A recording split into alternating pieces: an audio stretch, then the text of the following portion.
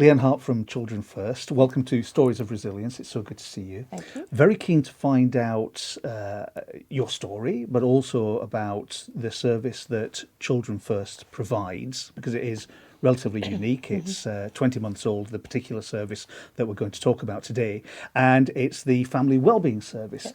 Tell me a little bit about it and how did it come about? So the Family Wellbeing Service is a service that supports families where there's a child or a young person aged between the age of 8 and 18, where the families went to the GP worried about emotional distress that the child, young person is experiencing, and they're looking for some help. And we offer help and support to the family. So it's 20 months old, so Yep. it's relatively new. How did it come about? Did you find out that there was a real need for this? So there was an acknowledgement by the local authority, I suppose, about noticing that there was lots of children and young people looking for help and support, but that there was a real limit or a kind of a lack of service to meet the needs of those young people when they needed it, or that children, young people and families were being referred into, for example, CAMS, which is a very targeted, specific service. So families were experiencing being referred to a service to get a support, but actually that's not what they needed. They needed something not as targeted as CAMS. So talk me through the process. So I bring my distressed child to the GP. We're then referred to your service. And I know that each case will be different, but generally step by step, can you take me through what happens? Yeah, so when a family goes to the GP, they obviously have a conversation with the GP, and it's the role of the GP is really important. So the GP will make the decision around about where does the family need to go for the help they need. Should they go to CAMS or come to us? So when a family comes to us, we have a conversation with the GP, and following that conversation, we have a commitment that within 2 weeks we will contact the family. And really that initial contact, that conversation with the family is about hearing their story. What help are they looking for? What took them to the GP, I suppose, is the first question we ask them. What took you to the GP? What are you worried about? What help would you like? And what would you like to be different, and how can we help? I suppose that's the key questions we ask, and just allowing the family the space and time to tell their story. So that might be a 5-10 minute call, and for some families it's a lot longer than that. And at times we've spent hours on the phone for that first call with a family.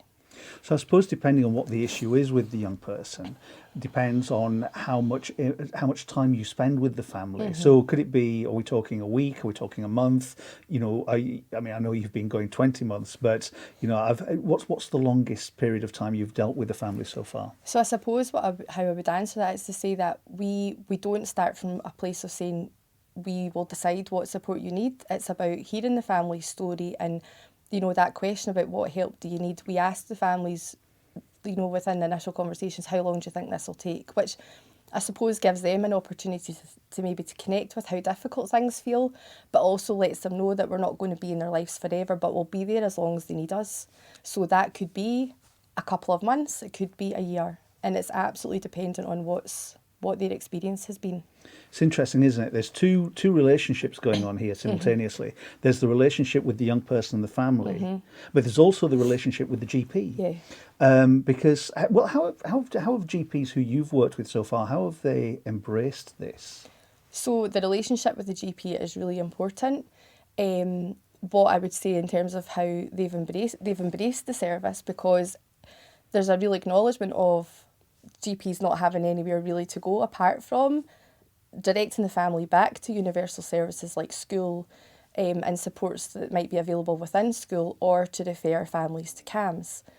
So that, and locally there will be some service provision, but there's a real acknowledgement of lack of service provision. I suppose the hope for our service is that we are able to kind of provide a bit of a gap, to meet that gap in service provision and help for families.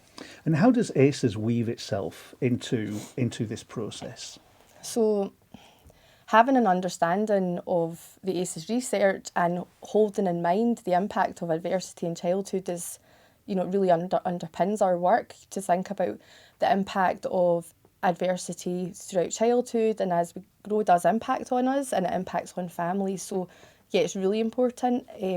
to think about how we help families. Are they understanding it? Is there are they having more light bulb moments in this sector when it comes to ACEs, do you find? I suppose what one of my reflections would be is really noticing that the GPs that we're engaged in relationships with and conversations with are really interested in the kind of perspective we bring and the knowledge that we bring around about adversity and the impact of that and the impact of trauma and how we understand this differently and think about what families need. So I feel my experience has been a willingness, and they're willing to have the conversation and to think about things a bit differently.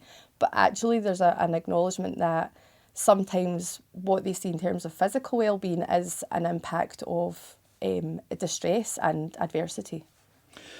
And we know that ACEs doesn't discriminate, but let's go to the sort of families you've been dealing with, and have they been families from right across the social spectrum, if you like? Yeah. Because one of the we've talked about poverty on a number of occasions on this series, but I said ACEs doesn't discriminate, but in terms of the families that you're dealing with right across the board, I suppose in terms of the service I work in, yeah, we accept.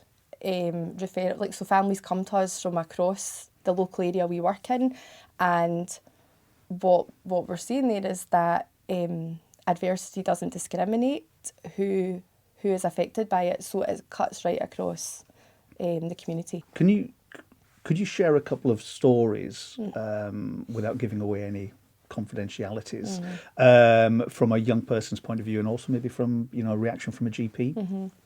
So thinking about one young person who we've supported, that young person before our service started had been to her GP more than 5 times looking for help and support around about her mental health and well-being, and following our relationship with her, she never represented back at the GP for help. So the impact of our support has been that she's not needed to go back to her GP since working with us. And any reaction from GPs? Anything tangible? I suppose in a recent conversation with a GP, one of his reflections was that the care that we offer and the relationships we build with families he's not experienced before in terms of services and how services support children and families. There's been much debate around scoring. It sounds like you're not scoring throughout this process at all, No. from what you've described. No, we're definitely not scoring. I would wonder why we would want to score, because what's really important in the conversation and in the relationship with families is about their story and why they've went for help in the first place and what do they want to be different. Scoring would just give you a number, it doesn't give you a story. So yeah, we wouldn't score. And it's I assume it's really important to get to the heart of that story before you can go anywhere else with helping that distressed child. Yeah, absolutely. The story, building a trusting relationship, a relationship which is reliable and stable and nurturing. So our relationship with the families, but in helping the parents to provide that relationship for their children is really key. Well, let's take GPs, for instance. If they didn't know that your service was available, do you think they'd become frustrated because they wouldn't know where to turn? Yeah, I think there's a real challenge for GPs where they're a universal service, and that for a lot of families, that'll be the place where they would automatically think, I'll go to my GP and get some help.